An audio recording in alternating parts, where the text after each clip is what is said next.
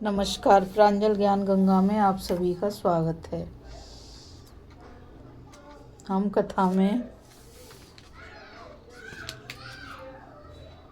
अर्जुन द्वारा स्वर्ग लोक में अस्त्र शिक्षा और युद्ध की तैयारी की कथा को सुन रहे थे। आज हम अर्जुन द्वारा निवात कवचों के साथ अपने युद्ध का वर्णन की कथा को पढ़ेंगे, जो कि इस प्रकार है। अर्जुन ने कहा, राजन, मार्ग में जाते हुए भी जगह जगह पर महर्षिगण मेरी स्तुति करते थे। अंत में मैंने अथाह और भयावह समुद्र के पास पहुंचकर देखा कि उसमें फेन से मिली हुई पहाड़ों के समान ऊंची ऊंची लहरें उठी रहती हैं। वे कभी इधर कभी उधर फैल जाती हैं और कभी आपस में टकरा जाती हैं। सब और रत्नों से भरी हुई हजारों नावें चल रही थीं तथा बड़े बड़े मत्स्य, कछुए, तिमी, तिमिंगल और मकर जल में डूबे हुए पहाड़ से जान पड़ते थे। इस प्रकार उस अत्यंत वेगशाली महासागर को देखकर उसके पास ही मैंने दानवों से भरा हुआ उनका नगर देखा। वहां पहुंचकर मातली ने अपना रथ उस नगर की ओर दौड़ाया। रथ की गड़गड़ाहट से दानवों के हृदय दहल गए। उसी समय मैंने भी बड़े आनंद से धीरे धीरे अपना देवदत्त नामक शंख बजाना आरंभ कर दिया। उस शब्द ने आकाश से टकराकर प्रतिध्वनि पैदा कर दी।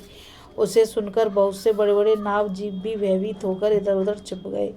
फिर अनेकों प्रकार के अस्त्र शस्त्रों से सुसज्जित सहस्त्रों निवात कवच दैत्य नगर से बाहर आए। उन्होंने हजारों प्रकार के भीषण स्वर और आकार वाले बाजे बजाना आरंभ कर दिया। इस प्रकार निवात कवचों के साथ मेरा भीषण श्रृंगार छिड़ गया। उसे देखने के लिए वहां अनेकों देवर्षि, दानवर्षि, ब्रह्मर्षि और सिद्ध लोग भी आ गए और मेरी ही विजय की अभिलाषा से मधुर वाणी द्वारा मेरी स्तुति करने लगे।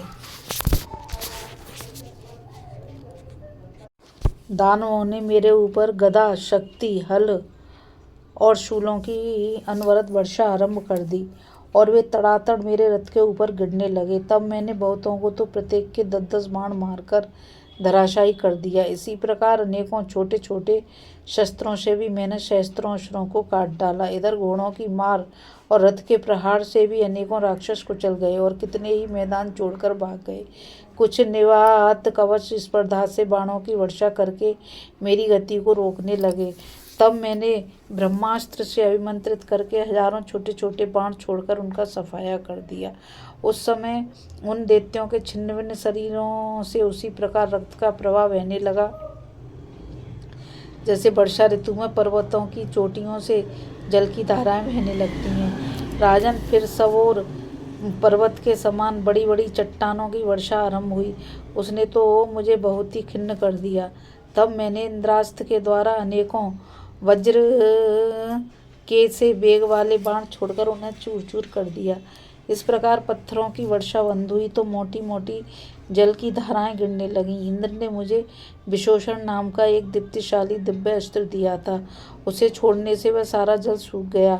इसके पश्चात दानवों ने माया द्वारा अग्नि और वायु छोड़े। तब तुरंत ही मैंने जलास्त्र से अग्नि को शांत कर दिया और शैलास्त्र द्वारा वायु को रोक दिया। इतने ही में एक एक करके वे सब दानव अदृश्य हो गए और इस अंतर ध्यानी माया से कोई भी दानव मेरे नेत्रों के सामने न रहा।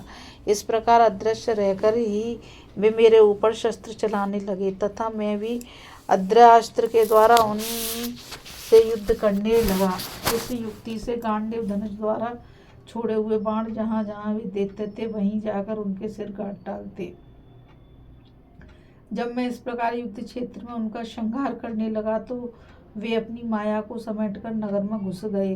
दैत्यों के चले जाने से जब वहां का दृश्य स्पष्ट हो गया तो मुझे सैकड़ों हजारों दानव मरे दिखाई दिए। वहां दैत्यों की इतनी लाशें पड़ी थी कि घोड़ों के लिए एक के बाद दूसरा पैर रखना कठिन था। इसलिए घोड़े पृथ्वी से उठकर आकाश में स्थित हो गए, किंतु निवात कवचों ने अदृश्य रूप से पत्थरों की वर्षा करते हुए आकाश को भी आच्छादित कर दिया। पत्थरों से ढक जाने और घोड़ों की गति रुक जाने के कारण मैं बड़ा तंग आ गया।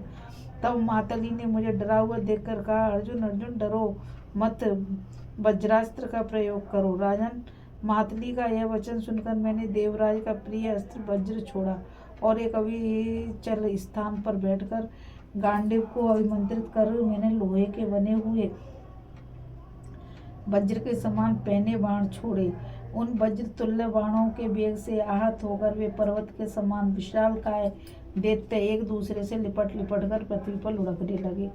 सबसे बढ़कर आश्चर्य की बात तो यह हुई कि इतना संग्राम होने पर भी रथ, मातली या घोड़ों को किसी भी प्रकार की क्षति नहीं पहुंची। फिर मातली ने हंसकर मुझसे कहा, अर्जुन, तुमने जैसा पराक्रम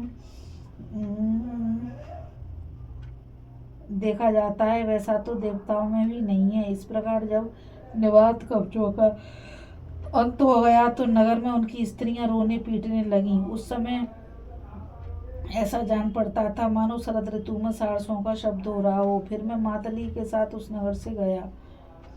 मेरे रथ का घोष सुनकर दैत्यों की स्त्रियां बहुत डरी और उसे देखकर वे झुंड की झुंड भागने लगीं। वह नगर अमरावती से भी बढ़ चढ़ करता है। ऐसा अद्भुत नगर देखकर मैंने मातली से पूछा, ऐसे सुंदर नगर में देवता लोग क्यों नहीं रहते? मुझे तो यह इंद्रपुरी से भी बढ़कर जान पड़ता है।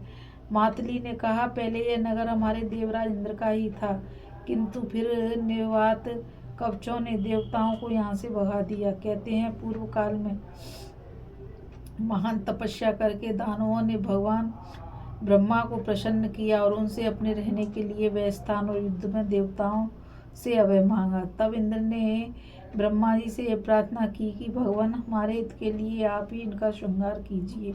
तब ब्रह्मा जी ने कहा, इंद्र, इस विषय में विधाता का विधान ऐसा ही है कि दूसरे शरीर द्वारा तुम ही इनका नाश करोगे। इसी से इनका वध करने के लिए इंद्र ने तुम्हें अपने अस्त्र दिए हैं। तुमने जिन असुरों का श्रृंगार किया उन्हें देवता नहीं मार सकते थे। इस प्रकार उन दानवों का नाश करके उस नगर में शांति स्थापित कर मैं मातली के साथ फिर देवलोक में चला आया। अभी हम कथा में अर्जुन द्वारा निवात कवचों के साथ अपने युद्ध का वर्णन सुन रहे थे कि अर्जुन स्वर्ग में कैसे कैसे निवात कवचों के साथ युद्ध करके आए। ये बात वह युधिष्ठिर जी को बता रहे हैं। अब आगे की कथा में हम अर्जुन के द्वारा काल के और पोलो के साथ युद्ध और स्वर्ग से विदाई की कथा को पढ़ेंगे। तो चलिए काल के और राक्षसों के साथ अर्जुन का कैसे युद्ध हुआ उस कथा को सुनते हैं। और इस कथा में बस इतना ही। आज मुझ गीता रावत को आज्ञा दीजिए। कल फिर मिलेंगे एक नई कथा के साथ। और इस चैनल को लाइक, शेयर और सब्सक्राइब करना ना भूलिए ताकि यह अमूल्य ज्ञान अधिक से अधिक लोगों तक पहुंच सके। इस कथा में बस इतना ही। राधे राधे। जय श्री कृष्णा। नमस्कार।